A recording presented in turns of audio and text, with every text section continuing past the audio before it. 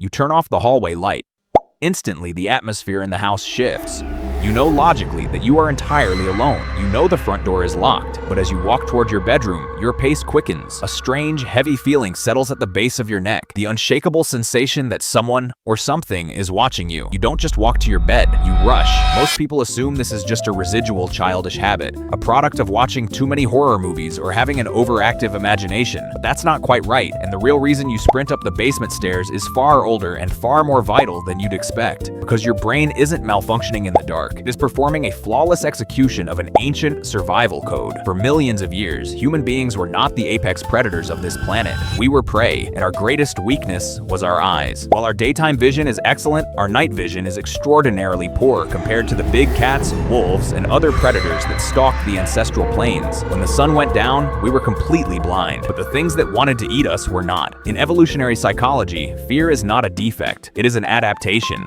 The early humans who were perfectly comfortable wandering into the pitch-black wilderness didn't survive to pass on their genes. They were eaten. The humans who felt a sudden, gripping anxiety when the lights went out, the ones who huddled close to the fire, hyper-vigilant and terrified, survived. We are the descendants of the terrified ones. But how exactly does this play out in your brain today? Your brain is fundamentally a prediction machine. It constantly scans your environment to confirm you are safe, but when you are plunged into darkness, the brain loses its primary data source, your vision. Without visual input to confirm safety, your brain doesn't just calmly wait for the lights to come back on. It actively defaults to assuming the worst. Researchers studying the brain in complete darkness found that the absence of visual sensory stimulation causes the brain to rapidly fill in the gaps. And because its primary job is keeping you alive, it fills those gaps with worst-case scenarios. That pile of clothes on the chair isn't just laundry. Your brain tells you it might be an intruder, just in case. This isn't just a psychological feeling.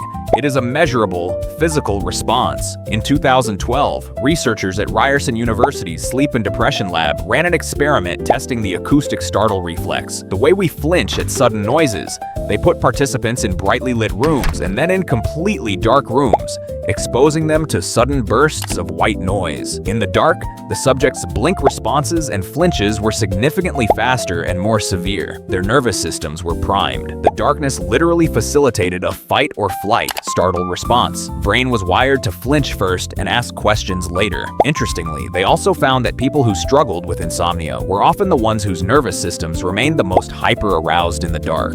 So your brain is highly attuned to threats in the darkness.